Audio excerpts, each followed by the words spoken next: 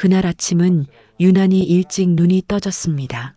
평소 같으면 새벽에 일어나도 다시 이불 속에 누워 뒤척였을 텐데 그날만큼은 도무지 눈을 감을 수가 없었습니다. 딸의 결혼식 날이었기 때문입니다. 어릴 때부터 손잡고 유치원에 데려가던 모습이 눈앞에 아른거렸고 중학교에 입학하던 날 교문 앞에서 환하게 웃던 얼굴도 떠올랐습니다. 그러다 고등학교 시절 공부한다고 밤늦게까지 책상 앞에 앉아있던 모습도 생각났습니다. 그렇게 자라 이제는 한 남자의 아내가 되겠다며 하얀 웨딩드레스를 입는다고 하니 제 마음은 설렘과 긴장으로 가득 차 있었습니다. 아침 공기가 서늘했지만 제 마음은 뜨겁게 달아올라 있었습니다. 집안 여기저기에 놓인 꽃다발을 보면서도 오늘이 정말 그날이구나 실감이 났습니다. 거울 앞에 서서 옷매무새를 다듬는데 손이 덜덜 떨려서 브로치 하나 제대로 꽂지 못할 정도였습니다. 남편이 옆에서 여보, 긴장 좀 풀어요. 오늘은 우리 딸 인생에서 가장 빛나는 날이에요. 라고 말해주었지만 제 심장은 여전히 쿵쿵 울리고 있었습니다. 식장에 도착했을 때는 이미 하객들이 삼삼오오 모여 있었고 안내하는 직원들의 목소리가 분주하게 울려 퍼지고 있었습니다. 화사한 꽃장식과 은은한 음악이 식장 분위기를 가득 채우고 있었는데 그 한가운데를 걸어가며 저는 자꾸만 신부 대기실 쪽으로 시선이 향했습니다. 아직 본격적인 예식이 시작되기 전이었지만 저는 하루라도 빨리, 아니 한순간이라도 빨리 딸의 웨딩드레스 차림을 보고 싶었던 겁니다. 신부 대기실 앞에 다다르자 제 심장은 마치 북을 두드리듯 빠르게 뛰었습니다. 손잡이를 잡은 제 손끝이 차갑게 식어 있었습니다. 그 문 너머에는 제가 키운 딸이 오늘의 주인공으로 앉아 있을 것이고 그 모습을 보는 순간 아마 제 눈에서는 눈물이 쏟아질 게 분명했습니다. 저는 천천히 숨을 고르고 신부 대기실 문을 밀었습니다. 안에는 환한 조명이 켜져 있었고 새하얀 드레스를 입은 제 딸이 의자에 앉아 있었습니다. 긴 머리를 올려 묶고 베일을 살짝 눌러 쓴 모습은 제가 알던 딸이면서도 전혀 다른 세상의 주인공 같았습니다. 순간 가슴이 뭉클해져 눈앞이 흐려졌습니다. 내 딸이 이렇게 자라서 오늘 시집을 가는구나. 그런데 제 감동의 순간은 오래가지 못했습니다. 딸 앞에는 예비 사돈이 서 있었는데 표정이 몹시 굳어 있었습니다. 그리고 목소리는 날카롭고 차가웠습니다. 이 중요한 날에 얼굴 표정이 그게 뭐니? 신부가 웃지도 않고 있으면 분위기가 다 망가지잖아. 너 이렇게 눈치 없이 굴 거야? 딸은 아무 말도 못하고 고개만 푹 숙이고 있었습니다.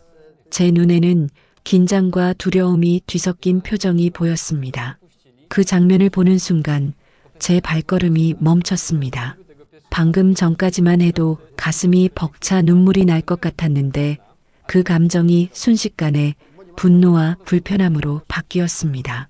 저는 순간 숨을 고르며 마음을 다잡았습니다. 오늘은 경사스러운 날인데 그냥 넘어가야 하나.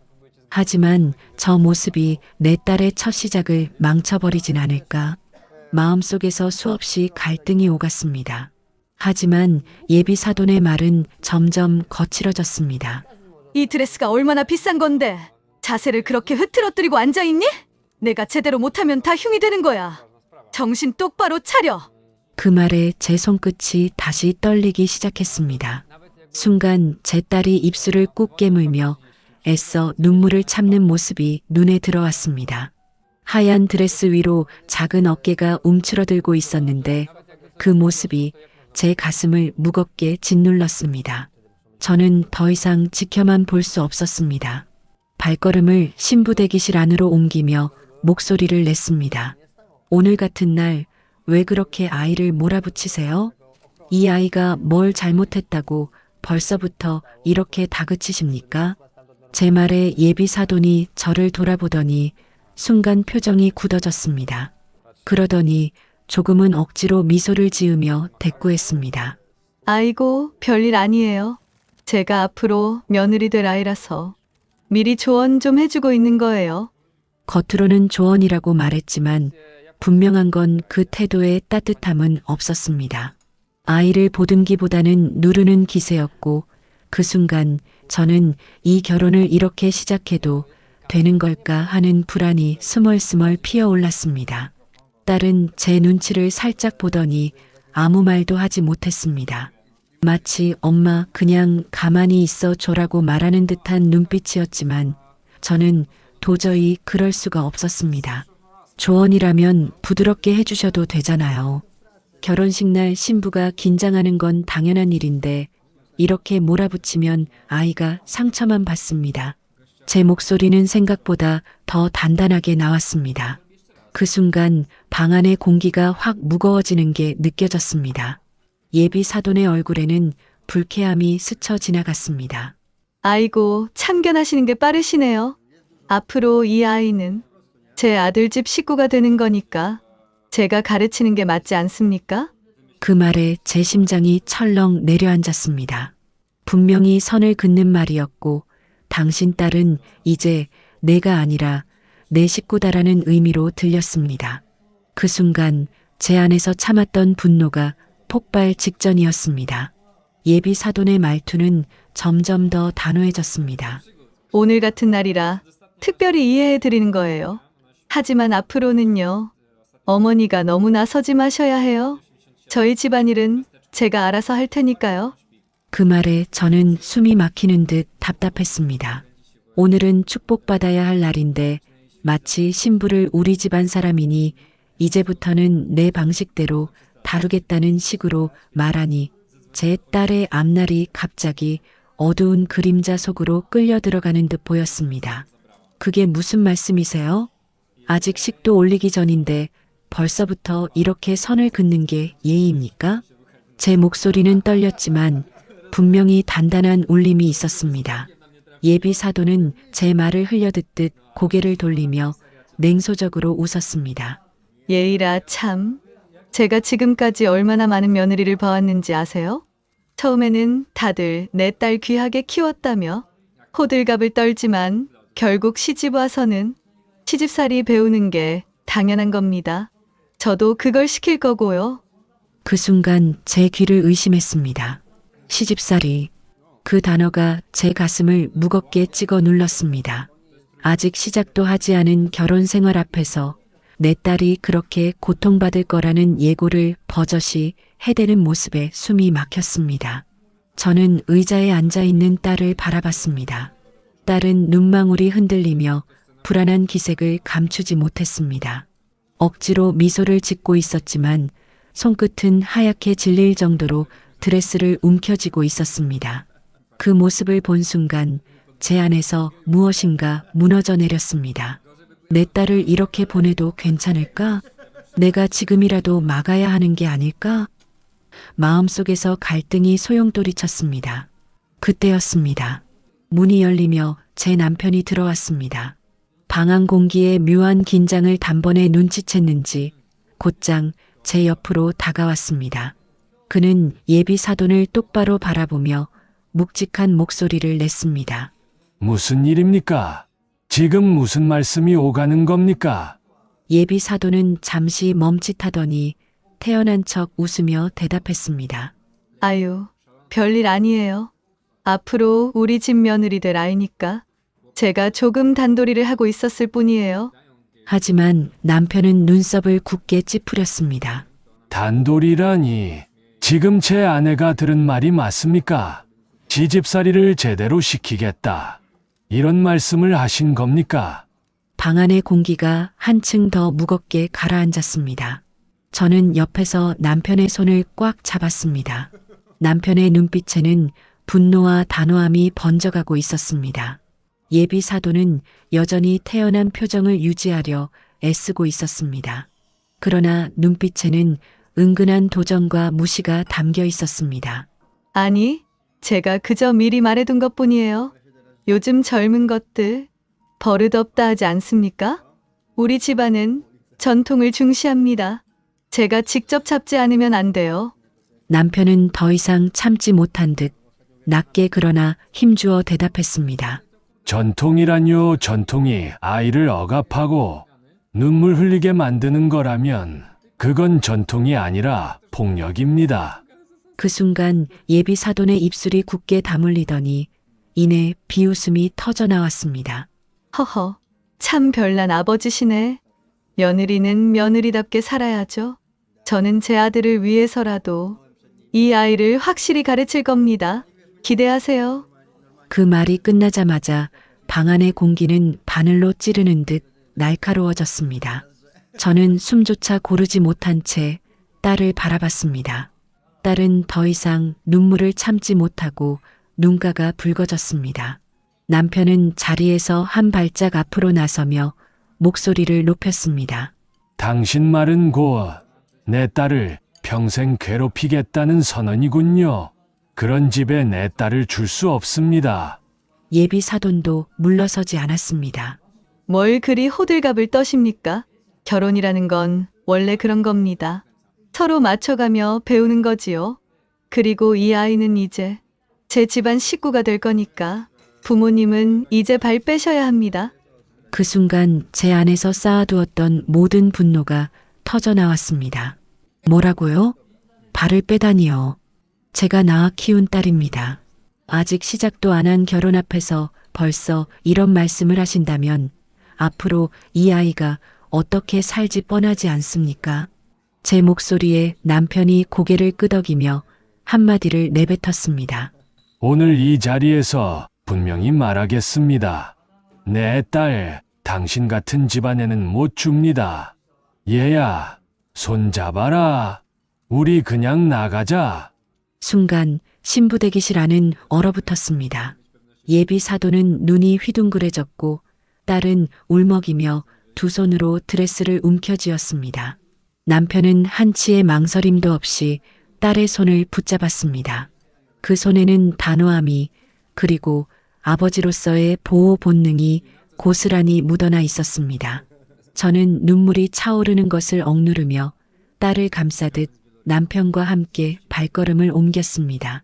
신부 대기실 문이 벌컥 열리고 복도에 있던 사람들의 시선이 우리에게 꽂혔습니다.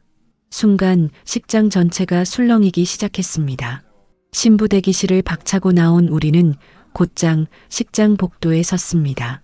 순식간에 안팎으로 하객들이 몰려들었고 사람들의 시선이 일제히 우리에게 꽂혔습니다. 웨딩드레스를 입은 채 울음을 터뜨린 딸, 그 손을 단단히 잡고 있는 남편, 그리고 그 곁에서 눈물을 삼키는 저, 그 모습은 축복받아야 할 결혼식의 풍경과는 전혀 다른 참담한 광경이었습니다. 하객들 사이에서 작은 목소리들이 터져 나왔습니다. 아니, 무슨 일이야? 신부가 왜 저렇게 울고 있는 거지? 혹시 파혼인가?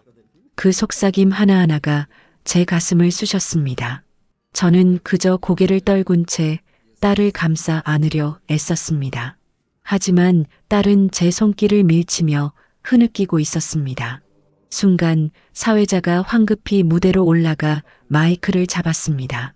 여러분 준비 과정에서 약간의 문제가 있어서 곧 정리하겠습니다.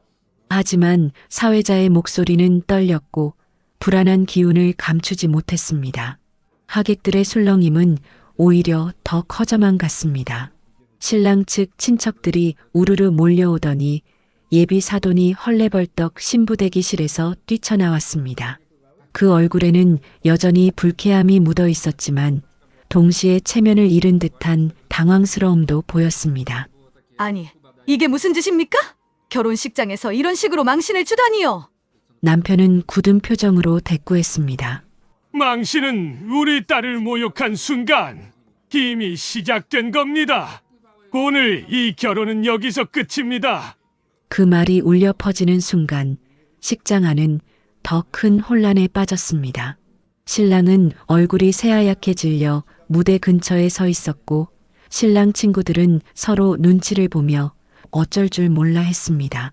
신랑 어머니는 울먹이며 사람들을 붙잡고 있었지만 이미 분위기는 걷잡을 수 없이 흘러가고 있었습니다. 하객들 중 일부는 속삭이며 자리를 떴고 일부는 핸드폰을 꺼내 사진을 찍기도 했습니다. 저는 그 장면이 너무나 치욕스럽게 느껴졌습니다. 딸의 인생에서 가장 행복해야 할 순간이 이렇게 사람들의 구경거리가 되고 있다는 사실이 견디기 힘들었습니다. 딸은 결국 두 손으로 얼굴을 가린 채 주저앉았습니다. 드레스가 바닥에 흘러내렸고 흰 천위로 눈물이 번져갔습니다. 저는 허둥지둥 딸을 부축하며 속삭였습니다. 얘야, 괜찮아. 괜찮아, 엄마가 곁에 있잖니. 하지만 딸은 제 손을 뿌리치며 울부짖었습니다. 괜찮지 않아요. 엄마, 앞 때문에 내 인생이 다 끝났어요. 그 절규는 식장 안을 가득 울렸습니다. 사람들의 웅성거림은 순간 멎었고 모든 시선이 신부에게 쏠렸습니다. 저는 숨이 막혀 아무 말도 할 수 없었습니다. 남편은 눈을 감고 고개를 떨궜습니다. 식장이 한바탕 웅성거림으로 가득 찬 순간 멍하니 서 있던 신랑이 천천히 움직이기 시작했습니다. 얼굴은 창백했고 눈빛에는 두려움과 절박함이 섞여 있었습니다. 그는 한 걸음 한 걸음 남편 쪽으로 다가왔습니다. 주위에서는 신랑이 움직이는 모습을 보고 작은 탄식이 흘러나왔습니다. 신랑이 사과하려는 건가? 이 상황에서 무슨 말로 수습할 수 있을까? 신랑은 결국 남편 앞에 멈춰 섰습니다. 잠시 머뭇거리더니 곧 허리를 깊게 숙였습니다. 아버님 정말 죄송합니다. 제 어머니가 경솔하셨습니다.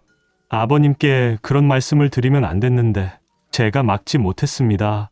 그 목소리는 떨렸지만 진심이 묻어 있었습니다. 순간 식장의 소음이 조금 잦아들었습니다. 사람들은 그 광경을 지켜보며 한숨 섞인 숨소리를 내뱉었습니다.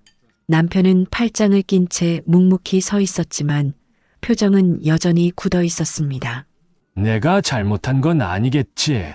하지만 내가 앞으로 가장 중요한 순간에도 내 아내를 지켜주지 못한다면 내 딸은 평생 고통 속에 살게 될 거다. 신랑은 그 말에 고개를 더 깊게 숙였습니다. 맞습니다. 저도 압니다. 그래서 이렇게 말씀드립니다. 저한테 한 번만 기회를 주십시오.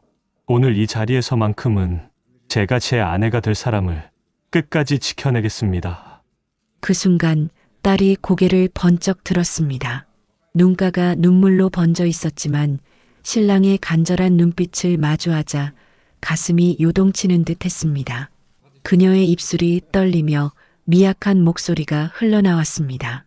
아빠 제발 오늘만은 그냥 그대로 가게 해주세요. 저 사람 저를 진심으로 사랑해요. 남편은 굳게 담은 입술을 풀지 못한 채 딸과 신랑을 번갈아 바라봤습니다. 긴 침묵이 흘렀습니다. 식장 안 사람들은 숨조차 크게 내쉬지 못한 채 남편의 입에서 나올 한마디를 기다리고 있었습니다. 남편의 대답을 기다리며 식장은 숨죽인 정적에 휩싸여 있었습니다. 신랑은 고개를 숙인 채 손을 떨고 있었고 딸은 눈물에 젖은 얼굴로 아버지를 바라보고 있었습니다. 그 순간 문득 신부 대기실 쪽에서 날카로운 발소리가 들려왔습니다. 예비 사돈이 얼굴을 붉힌 채 성큼성큼 다가왔습니다. 그녀의 눈빛은 도끼로 가득했고 방금 전에 체면 따위는 이미 내던져진 듯 했습니다. 이게 도대체 무슨 꼴입니까? 그녀가 목소리를 높이자 식장 안의 웅성거림이 다시 일었습니다. 우리 집안이 어떻게 이렇게 모욕을 당할 수 있습니까? 신부 측에서 결혼을 못하겠다고 먼저 난리를 치니 저희도 가만히 있을 수 없지요. 저도 이 결혼 더 이상 못 올리겠습니다. 그 말은 마치 폭탄처럼 식장 안에 떨어졌습니다. 하객들 사이에서 탄식과 수군거림이 터져나왔습니다. 아니, 사돈이 파혼을 선언했다고? 결혼식장에서 어떻게 이런 일이? 신랑은 얼굴이 사색이 되며 급히 어머니를 막아섰습니다. 어머니, 지금 무슨 말씀을 하시는 겁니까? 저는 이 결혼 절대 포기 못합니다. 그러나 예비 사도는 아들을 뿌리치듯 밀어내며 목소리를 더 높였습니다. 조용히 해라. 내가 아무리 원해도 이런 집안이랑은 못 얽힌다. 오늘로 끝이다. 우리 집안은 이런 모욕을 절대 묵고하지 않는다. 그 순간 딸의 얼굴은 새하얗게 질렸습니다. 눈물 자국이 선명한 채 발걸음을 휘청이며 뒷걸음질 쳤습니다. 파혼이라니, 저희가 뭘 그렇게 잘못했습니까? 왜 제 인생을 이렇게 함부로... 저는 순간 숨이 막히며 딸을 끌어안았습니다. 남편은 치를 떨며 예비 사돈을 똑바로 노려봤습니다. 좋습니다. 당신이 그렇게까지 말한다면 나도 더 이상 미련 두지 않겠습니다. 오늘 이 자리 여기서 끝입니다. 하지만 기억하십시오. 결혼은 두 집안이 맺는 인연입니다. 당신 같은 사람과 인연을 맺지 못하게 된 게 오히려 다행일지도 모르지요. 예비 사돈은 차갑게 고개를 돌리고 아들을 붙잡으려 했습니다. 그러나 신랑은 그 자리에서 무릎을 꿇으며 흐느꼈습니다. 제발 이 결혼만은 취소하지 말아주세요. 저는 그녀 없이는 살 수 없습니다. 그 절규는 식장 안의 모든 사람들의 심장을 울렸습니다. 하지만 예비 사돈의 눈빛은 요지부동이었습니다. 예비 사돈의 날선 선언이 울려 퍼지자 식장은 더 이상 결혼식장이 아니었습니다. 축복과 기쁨으로 가득해야 할 공간이 차가운 전쟁터처럼 변해버렸습니다. 사회자는 더 이상 마이크를 잡고 있지 못했고 하객들 역시 서로 눈치를 보며 조용히 자리를 뜨는 사람들이 하나둘씩 생겨났습니다. 드레스를 입은 딸은 그 자리에 그대로 얼어붙은 듯 서 있었습니다. 그녀의 눈은 초점이 흐려져 있었고 두 손은 덜덜 떨리고 있었습니다.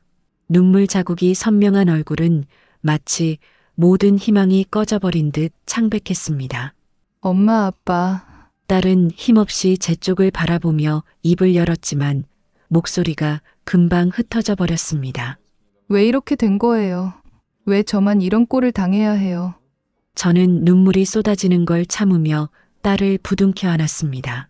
그러나 품에 안긴 딸의 어깨는 마치 힘없이 꺾인 나뭇가지처럼 축 늘어져 있었습니다. 얘야, 우리가 너를 지키려 했던 건데 이렇게까지 될 줄은 몰랐다. 제 말은 끝내 위로가 되지 못했습니다. 딸은 가만히 고개를 젓고 있었습니다. 남편은 여전히 굳은 표정으로 서 있었지만 두 눈에는 후회와 분노가 뒤섞여 있었습니다. 오늘은 끝났어. 더 이상 이 자리에 서 있을 이유가 없다. 얘야, 우리 가자. 남편의 목소리는 단호했지만 그 단호함 뒤에는 흔들리는 슬픔이 배어 있었습니다.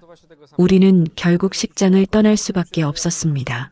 복도를 걸어 나오는 동안 남아있던 하객들의 시선이 따라붙었습니다. 속삭이는 소리들이 등 뒤에서 쏟아졌습니다. 안 됐다. 저 집안은 앞으로 어쩌나? 신부가 무슨 죄가 있다고. 그 말들이 모두 제 심장을 파고들었습니다. 차에 올라탄 딸은 창문 밖만 멍하니 바라보고 있었습니다. 울음조차 터뜨리지 못한 채 얼굴에는 허무만이 가득했습니다.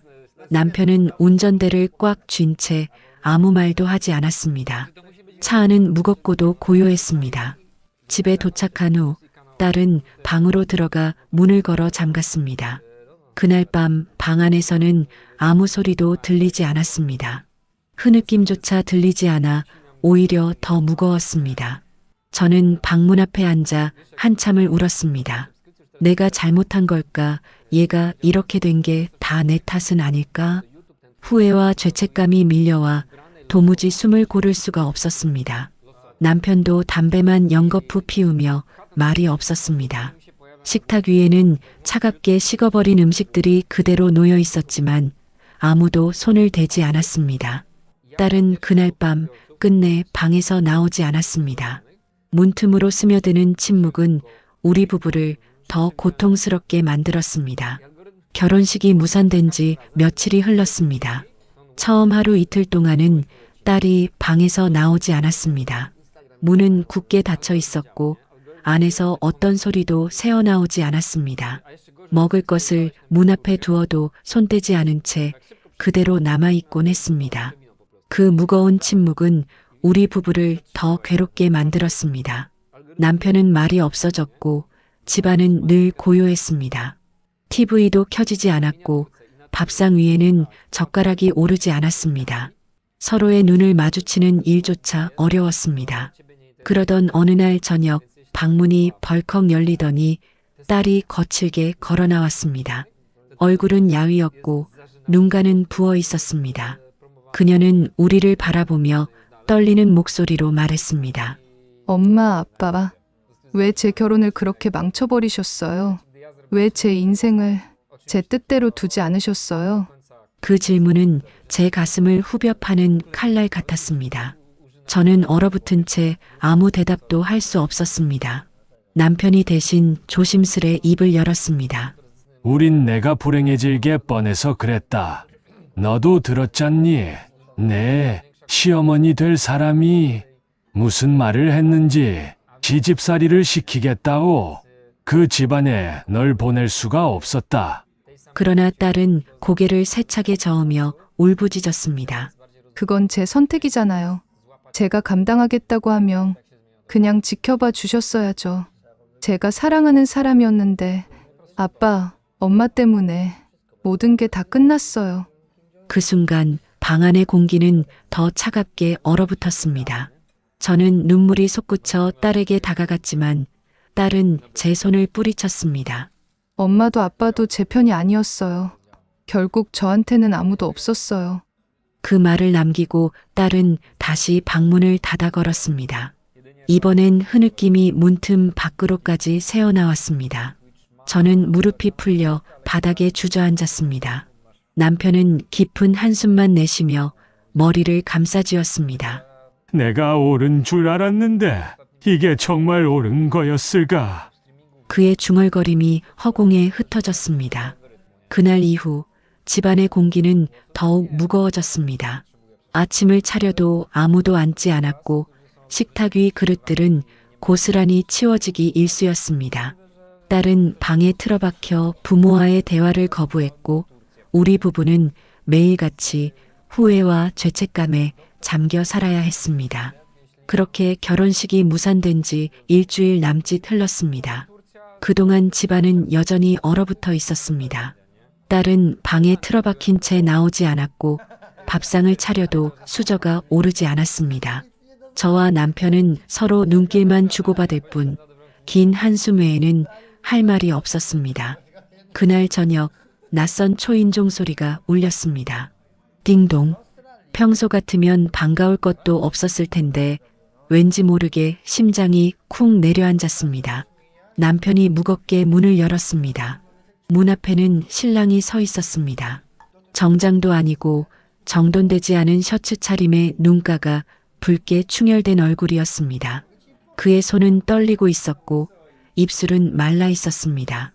그는 말 한마디 꺼내지 않고 현관 앞에 무릎을 꿇었습니다.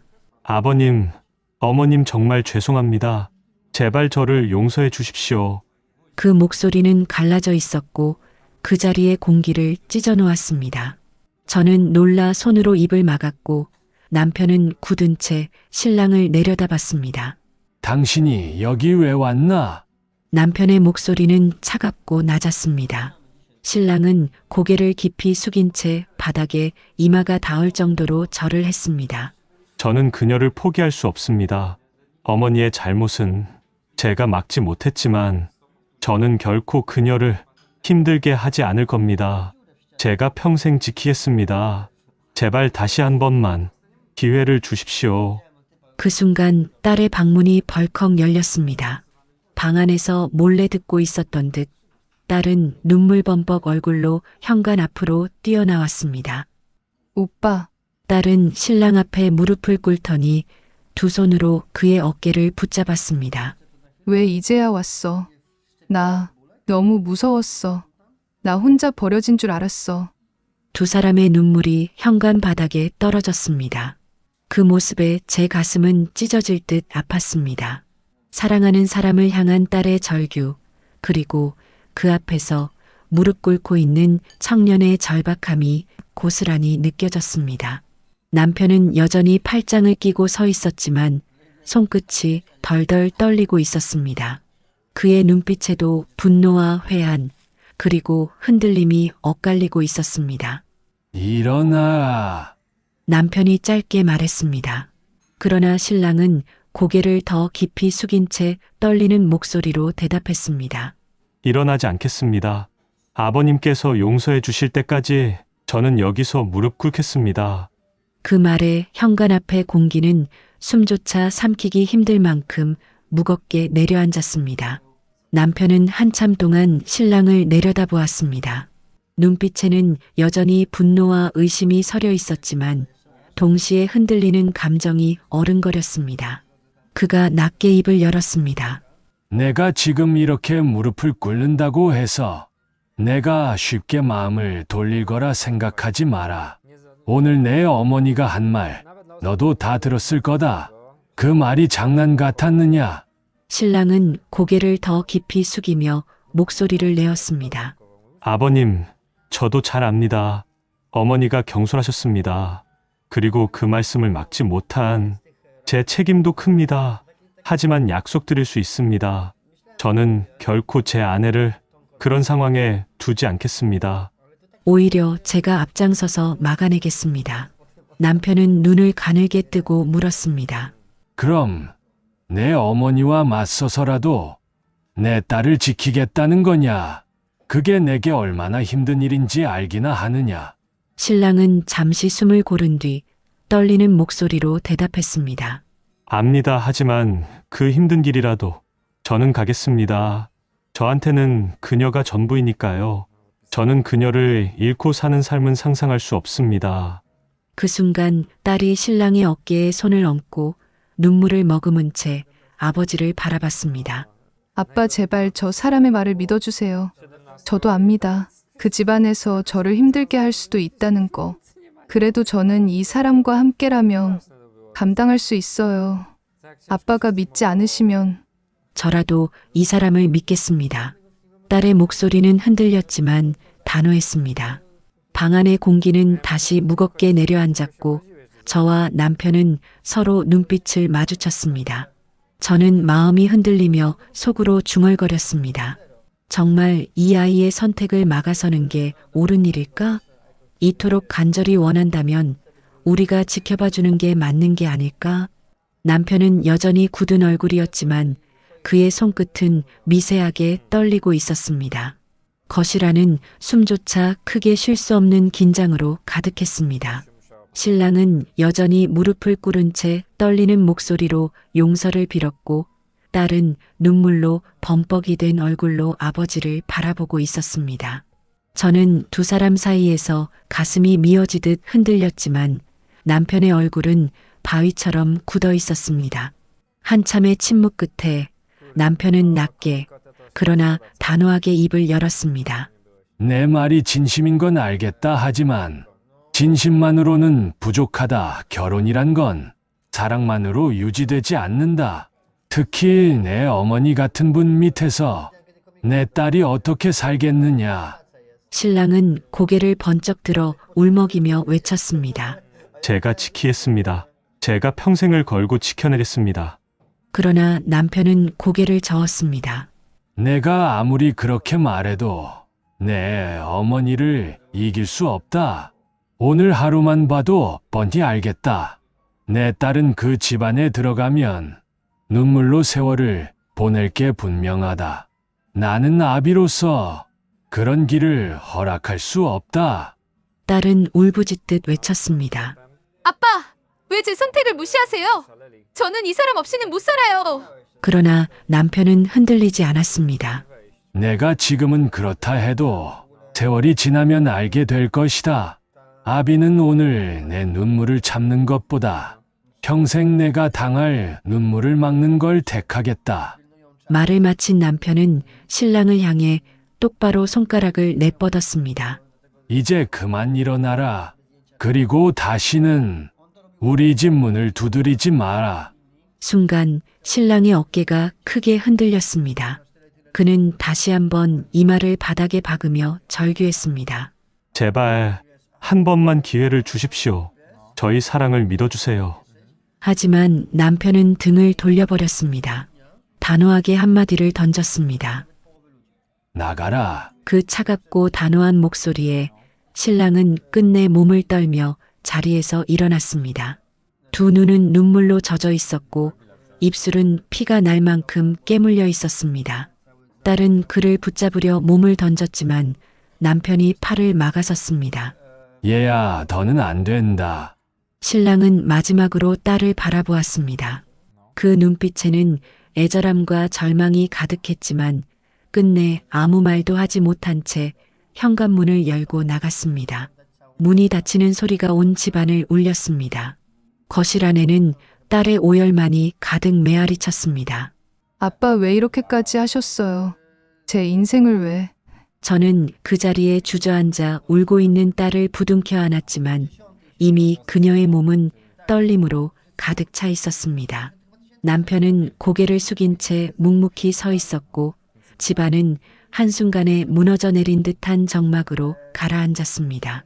현관문이 닫히는 순간 집안은 깊은 정막에 잠겼습니다. 잠시 후 딸은 그 자리에 주저앉아 손으로 얼굴을 감쌌습니다. 울음소리가 터져나왔고 그 울음은 집안 곳곳에 메아리처럼 번져나갔습니다. 아빠 왜 이렇게까지 하셨어요? 왜 제 행복을 이렇게 무너뜨리셨어요? 그녀의 목소리는 절규에 가까웠습니다. 저는 그 옆에 무릎을 꿇고 딸을 끌어안으려 했습니다. 그러나 딸은 제 손길조차 밀쳐내며 흔들리는 눈빛으로 소리쳤습니다. 엄마도 똑같아요. 왜 말리지 않았어요? 왜 저를 도와주지 않았어요? 두 분 다 제 편이 아니었어요. 그 말에 제 가슴은 송곳처럼 찔렸습니다. 아무 대꾸도 할 수 없었습니다. 딸은 눈물을 흘리며 방으로 달려가 문을 쾅 닫아 걸었습니다. 남편은 묵묵히 그 광경을 바라보다가 의자에 털썩 앉았습니다. 그의 손끝은 덜덜 떨리고 있었고 이마에는 굵은 땀방울이 맺혀 있었습니다. 그러나 표정만큼은 굳건했습니다. 내가 나쁜 놈이 되어야지. 내가 아니면 누가 이 아이를 지키겠나. 그의 낮은 중얼거림이 방 안에 흩날렸습니다. 그날 밤 딸의 방에서는 끊임없는 흐느낌이 들려왔습니다. 저는 문 앞에 앉아 한참을 울었지만 결국 문은 끝내 열리지 않았습니다. 남편은 담배만 연거푸 피우며 창밖을 바라보고 있었고 집안 공기는 점점 더 무겁게 가라앉았습니다. 며칠이 흘렀습니다. 딸은 방에서 나오지 않았습니다. 간신히 나온다 해도 밥상 앞에 앉아 수저를 들지 않았고 우리를 보지 않은 채 다시 방으로 들어가곤 했습니다. 눈빛은 점점 공허해졌고 얼굴은 야위어 갔습니다. 어느 날 결국 참지 못한 딸이 거실로 나와 우리 앞에 섰습니다. 그녀의 눈빛에는 분노와 절망이 가득했습니다. 저는 이제 두 분을 부모로 생각하지 않겠습니다. 제 사랑을 짓밟고 제 인생을 마음대로 결정했으니까요. 그 말은 제 심장을 찢어 놓았습니다. 저는 눈물이 솟구쳐 손을 내밀었지만 딸은 뒤돌아서며 덧붙였습니다. 저는 곧 이 집을 떠날 겁니다. 더는 같이 못 살겠어요. 그녀의 발소리가 계단을 올라갈 때마다 제 마음은 돌덩이처럼 가라앉았습니다.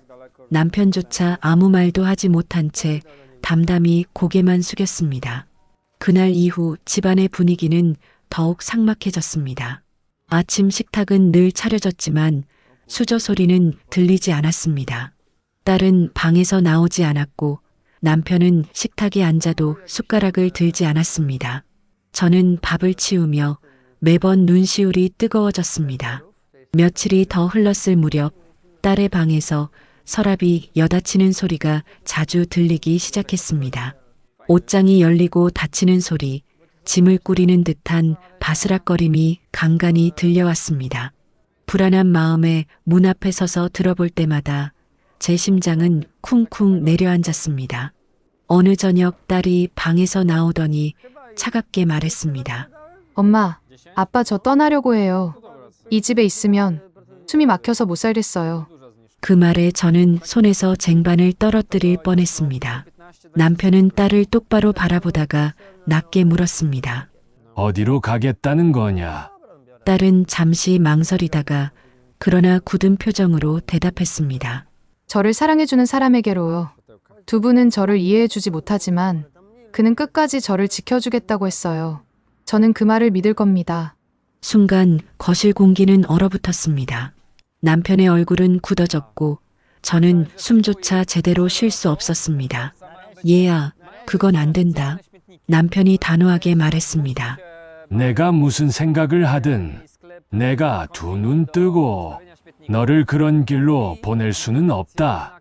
그러나 딸은 고개를 세차게 저으며 울먹였습니다. 아빠는 제 인생을 왜 늘 대신 결정하세요? 저는 이제 제 선택대로 살 거예요. 두 분이 저를 막으면 저는 끝까지 싸울 거예요. 그녀의 말은 칼처럼 날카롭게 가슴을 찔렀습니다. 저는 눈물이 솟아올라 가까이 다가갔습니다. 얘야, 엄마는 너를 잃고 싶지 않아. 내가 어떤 선택을 하든 다시는 내 얼굴을 못 보게 되는 건 견딜 수 없어. 그러나 딸은 차갑게 고개를 돌렸습니다. 저는 이미 마음을 정했어요. 떠나는 게 두 분과 저 모두를 위한 길일지도 몰라요. 그녀는 그렇게 말하고 다시 방으로 들어갔습니다. 문이 닫히는 소리가 유난히 크게 울렸습니다.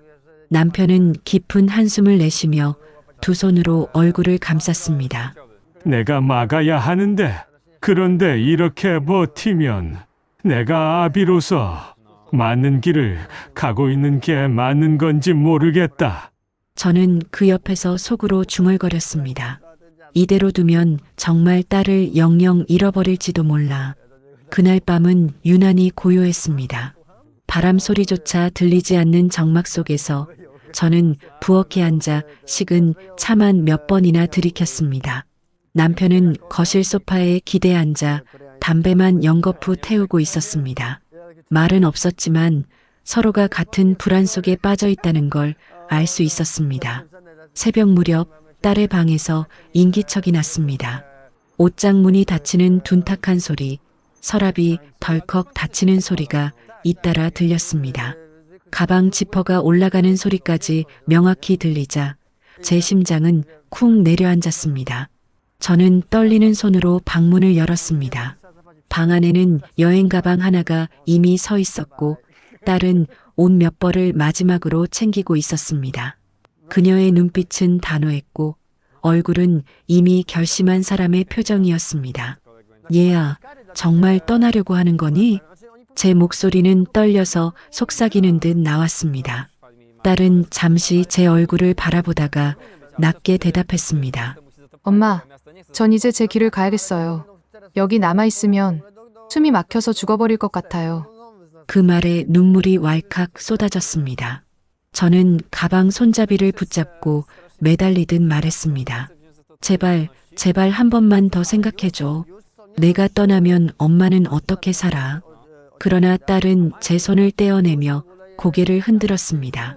엄마, 이제 그만 붙잡아 주세요. 전 이미 마음을 정했어요. 그때 방에 들어온 남편이 굳은 목소리로 외쳤습니다.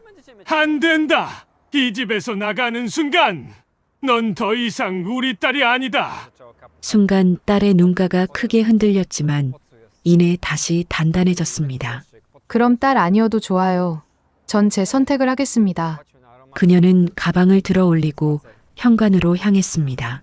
저는 그 뒤를 따라 울면서 붙잡으려 했지만 발걸음은 단호했습니다.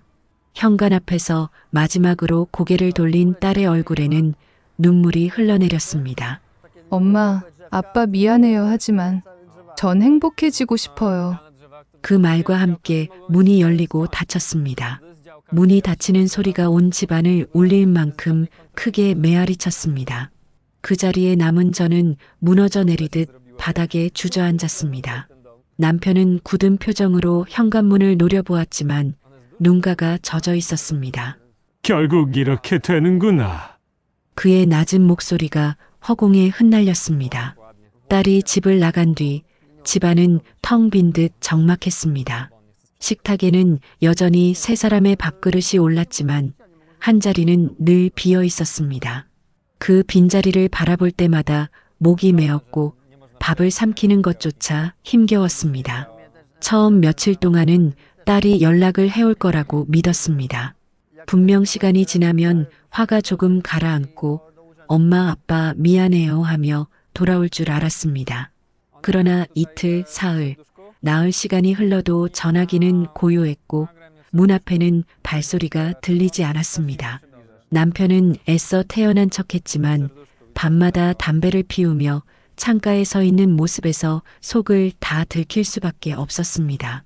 혹시 무슨 일이라도 생긴 건 아닌지, 그 자식이 잘 지키고는 있는 건지. 그의 중얼거림이 점점 잦아졌습니다. 저는 결국 참지 못하고 딸이 다닐 만한 곳을 찾아 나섰습니다. 친구 집에도 연락해보고 딸이 자주 가던 카페에도 들렀습니다. 그러나 모두 고개를 저을 뿐이었습니다. 못 본 지 오래됐다는 말만 돌아왔습니다. 집으로 돌아올 때마다 다리에 힘이 풀려 한참을 현관 앞에 앉아 있어야 했습니다.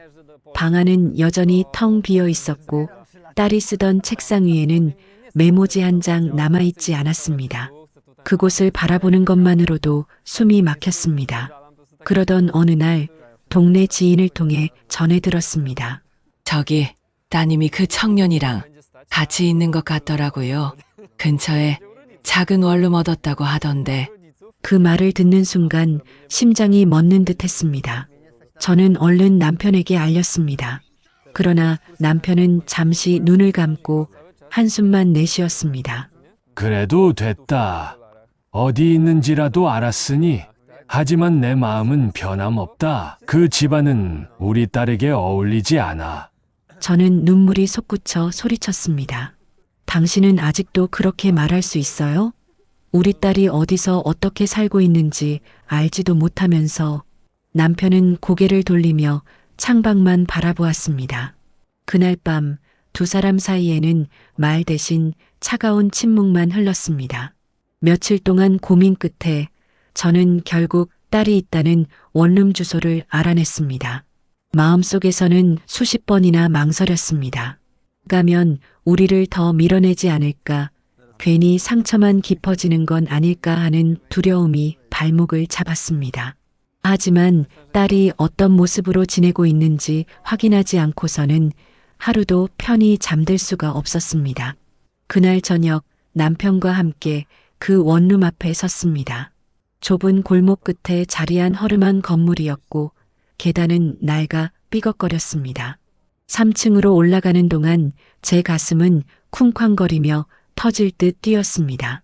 문 앞에 다다르자 안에서 조용한 말소리와 TV 소리가 새어나왔습니다. 저는 떨리는 손으로 초인종을 눌렀습니다. 띵동. 잠시 후 문이 열리더니 딸이 나타났습니다. 머리는 풀어헤쳐 있었고 얼굴에는 화장이 없었지만 예전보다 훨씬 야위어 보였습니다. 딸은 우리를 보는 순간 눈이 동그래졌다가 이내 차갑게 식은 표정을 지었습니다. 엄마, 아빠 여기까지 왜 오셨어요? 그 목소리는 얼음장 같았습니다. 저는 눈물이 맺히며 급히 다가갔습니다. 얘야, 너 어떻게 지내는지 걱정돼서 밥은 잘 챙겨 먹고 있니? 어디 아픈 데는 없고? 그러나 딸은 고개를 절레절레 저었습니다. 괜찮으니까 신경 쓰지 마세요. 전 이제 제 선택대로 살고 있어요. 두 분이 억지로 막아서 결국 이렇게 됐잖아요. 그러니까 더 이상 제 인생에 끼어들지 마세요. 그 말에 제 무릎이 풀려 현관 앞에 털썩 주저앉고 말았습니다. 남편은 굳은 얼굴로 딸을 바라보며 낮게 물었습니다. 그래도 이게 내가 원하는 삶이냐? 우리가 널 지켜주려 했던 마음은 단 한 번도 거짓이 아니었다. 딸은 차갑게 웃었습니다. 아빠 마음은 알겠어요. 하지만 그건 제가 원한 게 아니었어요. 제가 선택한 사람, 제가 함께하고 싶은 삶을 두 분이 빼앗아갔어요. 전 이제 제 길을 갈 거예요. 그러니 제발 돌아가 주세요. 순간 방 안에서 인기척이 났고 예비 신랑이 문가로 다가왔습니다. 그는 우리를 보자 죄인처럼 고개를 숙였습니다. 어머님, 아버님 죄송합니다. 하지만 저희는 서로 없이는 살 수 없습니다. 어떤 꾸지람도 다 받겠습니다. 다만 제발 이 사람만은 포기하지 말게 해주십시오. 남편은 주먹을 꽉 쥐며 이를 악물었습니다. 하지만 더는 말없이 등을 돌렸습니다. 됐어. 너희 뜻대로 살아봐라. 하지만 언젠가 후회하는 날이 올 거다. 남편은 계단을 내려갔고 저는 딸을 향해 손을 뻗었지만 끝내 닿지 못했습니다. 딸은 문을 닫으며 마지막 말을 남겼습니다. 엄마, 아빠 이제 제 인생은 제가 책임질 거예요. 철컥 문이 닫히는 소리가 쓸쓸하게 울려 퍼졌습니다. 계단을 내려오는 제 발걸음은 돌덩이를 끌듯 무거웠습니다. 집으로 돌아오는 길은 유난히 길게만 느껴졌습니다. 버스 창밖 풍경은 흐릿하게 스쳐갔지만 머릿속은 온통 딸의 차가운 눈빛과 닫히는 문소리로 가득했습니다. 남편은 한마디도 하지 않았고 저는 옆자리에서 눈물만 훔쳤습니다. 집에 도착해서도 말없이 각자 방으로 들어갔습니다. 그러나 시간이 지나면서 결국 감정은 터져 나올 수밖에 없었습니다. 거실 불빛 아래서 마주 앉자 남편이 먼저 낮은 목소리로 말을 꺼냈습니다. 내가 말렸잖아. 애초에 그 집안은 아니라고. 분명히 경고했는데 결국 내가 저렇게 딸을 찾아다니고 이렇게 상처받게 될 줄은 몰랐나. 그 말에 제 가슴은 뜨겁게 달아올랐습니다.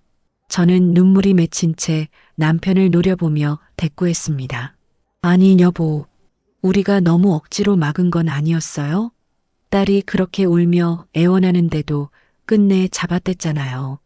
결국 그 때문에 아이가 우리를 등지고 나간 거예요. 그의 마음을 조금이라도 들어줬더라면 이렇게까지는 안 됐을지도 몰라요. 남편은 이마를 짚으며 목소리를 높였습니다. 내가 그렇게 물러서니 아이가 더 붙잡고 늘어진 거야. 부모라면 냉정해야 할 때가 있는 거다. 내가 아니었으면 저 아이는 이미 그 집안에서 시집살이로 눈물 흘리고 있었을 거다. 저는 울먹이며 손을 떨었습니다. 그런데 여보, 오늘 본 그 아이 얼굴이 행복해 보였어요. 우리가 막으려던 불행이 아니라 우리 때문에 더 힘든 불행을 겪는 것 같았다고요. 그 아이가 차갑게 우리를 내치는데도 옆에 있던 그 사람은 끝까지 무릎 꿇고 용서를 빌었잖아요. 정말 그렇게까지 나쁜 사람일까요? 남편은 아무 대답도 하지 않고 자리에서 일어나 창가에 섰습니다. 창밖을 오래 바라보던 그는 낮게 중얼거렸습니다. 그게 문제야. 착해 보여도 진심 같아 보여도 결국 부모 뜻을 거스르고 아이를 빼앗아 갔잖아. 내 눈에는 그게 더 큰 잘못이다. 그 말에 저는 더 이상 말을 잇지 못했습니다. 눈물이 다시 흐르고 집안 공기는 더욱 무겁게 가라앉았습니다. 서로 다른 마음으로 딸을 걱정하고 있지만 그 마음이 부딪혀 상처만 더 깊어지는 밤이었습니다. 어느덧 딸이 집을 떠난 지 한 달이 훌쩍 넘었습니다. 그 사이 집안은 여전히 무겁고 적막했습니다. 거실의 시계 소리만이 쨍쨍 울릴 뿐 서로 대화하는 일은 점점 줄어들었습니다. 문제는 밖에서도 시작됐습니다. 동네 사람들은 이미 소문을 듣고 수군거렸습니다. 시장에 장을 보러 나가면 이런 말들이 귓가에 들려왔습니다. 그 집 딸 결혼식 무산됐다더라. 그래서 결국 집을 나갔다던데. 참 안 됐다. 아니, 부모가 너무 강하게 잡은 건 아닌가? 처음에는 못 들은 척 지나쳤습니다. 하지만 그 말들이 귀에 박히고 집으로 돌아오는 길마다 발걸음이 무거워졌습니다. 남편도 직장에서 곤혹을 겪었습니다. 동료가 무심코 던진 말이 그의 자존심을 건드렸습니다. 따님 일 들었습니다. 아이고, 그 나이에 파혼이라니 얼마나 속상하시겠습니까? 겉으로는 웃으며 넘겼지만 돌아와서는 소파에 앉아 한숨만 쉬었습니다. 내가 이럴 줄 알았어. 저런 수모를 당할 줄 알았다니까. 남편은 자주 그렇게 중얼거렸습니다. 저는 그럴 때마다 마음이 갈기갈기 찢어졌습니다. 여보, 자꾸 탓만하지 말아요. 이미 일은 벌어졌고 우리 아이가 지금 어디서 어떻게 지내는지 그것만 생각해도 잠이 안 와요. 밤이 되면 침대에 누워도 뒤척이기만 했습니다. 문득 딸이 쓰던 방 문틈에서 새어나오던 불빛, 시험 공부하느라 밤새던 모습이 떠올라 눈물이 흘렀습니다. 지금쯤 낯선 원룸에서 그 사람과 함께 있다지만 제대로 밥은 먹고 있는지 감기라도 걸린 건 아닌지 알 길이 없었습니다. 가끔은 딸의 흔적을 찾아 서랍을 열어보았습니다. 오래된 일기장, 여행 갔을 때 찍은 사진, 어릴 적 쓰던 인형이 그대로 남아 있었습니다. 그것들을 안고 한참을 울고 있으면 남편은 옆에서 말없이 담배만 태웠습니다. 이러다 정말 영영 딸을 잃는 건 아닐까? 제 마음속 두려움은 날마다 커져갔습니다. 하지만 남편은 여전히 단호하게 말했습니다. 아직도 마음을 굽히지 않는다. 내가 틀리지 않았다는 걸 언젠가 아이도 알게 될 거다. 그 말이 오히려 저를 더 아프게 했습니다. 딸을 지키겠다는 명분 뒤에 우리 가족은 점점 무너지고 있었으니까요. 그렇게 몇 주가 더 흘렀습니다. 집안은 여전히 무거웠고 딸의 빈자리는 더욱 크게 느껴졌습니다.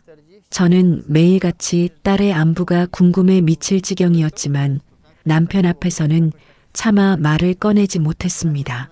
그러던 어느 날 딸의 절친한 친구가 집을 찾아왔습니다. 그 친구는 저를 보자마자 조심스레 봉투 하나를 내밀었습니다. 이거 은지한테 받은 건데 혹시 어머님께 드리라고 해서요. 봉투 안에는 작은 메모와 사진이 들어 있었습니다. 사진 속 딸은 원룸 근처에서 장을 보고 있었고 얼굴은 여전히 수척했지만 옆에는 신랑이 서 있었습니다. 두 사람은 마치 서로에게만 의지하며 살아가는 듯 했습니다. 메모에는 짧게 글이 적혀 있었습니다.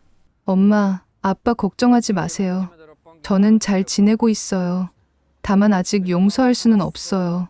시간이 지나면 언젠가 다시 얼굴 뵙겠습니다. 그 글씨를 보는 순간 눈물이 왈칵 쏟아졌습니다. 딸이 살아있다는 안도감과 동시에 아직 우리를 받아들이지 못한다는 현실이 가슴을 찔렀습니다. 남편도 메모를 한참 들여다보다가 무겁게 한숨을 내쉬었습니다. 그래도 얘가 살아있고 우리를 잊지 않았다는 건 다행이지. 그날 밤 저는 남편에게 조심스레 말을 꺼냈습니다. 여보, 우리 그냥 가보자. 멀리서라도 얼굴만 보고 오자. 그 애가 어떻게 사는지 눈으로 확인이라도 해야 마음이 놓일 것 같아.